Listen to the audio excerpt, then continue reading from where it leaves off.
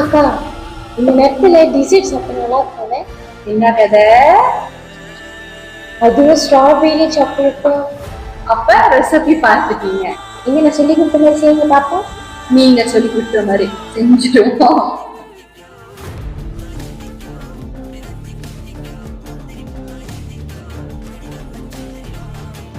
இதுக்கு மெயினா ஸ்ட்ராபெரி வேணும், தென் அதுக்கப்புறம் சாக்லேட். ஓகேவா? இந்த சாக்லேட் மெல்ட் பண்றேன். எனக்கு ஸ்ட்ராபெரி ரெசிபியே ஸ்டார்ட் பண்ணல.